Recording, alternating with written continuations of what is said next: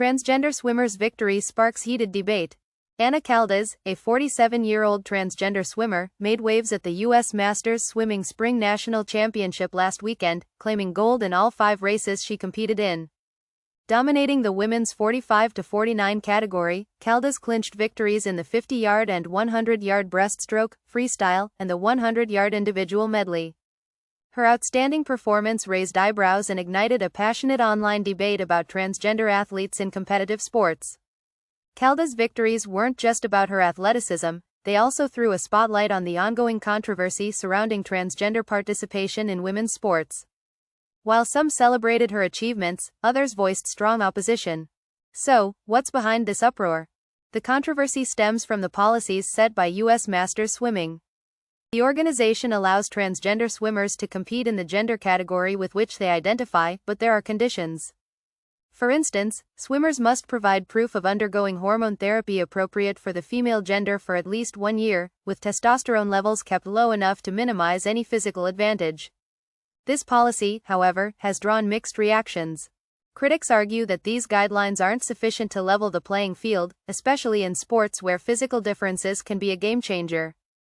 Supporters, on the other hand, emphasize the importance of inclusivity, advocating for transgender athletes to have equal opportunities. And as the debate rages on, it's clear that the issue is far from simple.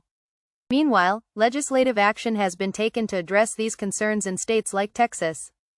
Last June, Texas passed the Save Women's Sports Act, which bans transgender athletes from competing in girls' and women's sports, limiting participation to athletes who compete in the gender listed on their birth certificate. Even more recently, in April 2025, the Texas Senate voted to approve the Texas Women's Privacy Act, aimed at safeguarding women's spaces such as bathrooms, locker rooms, and domestic abuse shelters. These measures underscore the growing tension between those who support transgender rights and those who argue that such policies undermine fair competition in women's sports. With the 2024 election looming, this issue is becoming a flashpoint, with activists on both sides gearing up for a showdown. The controversy over transgender athletes may very well influence voting patterns, as it continues to ignite strong emotions and divide public opinion. So, what's next? With policies and legislation continuing to evolve, it's clear that the conversation about transgender athletes in sports is far from over. As the debate intensifies, it will likely shape the future of competitive sports and how inclusivity and fairness are defined.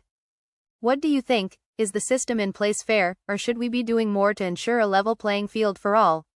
Let us know your thoughts.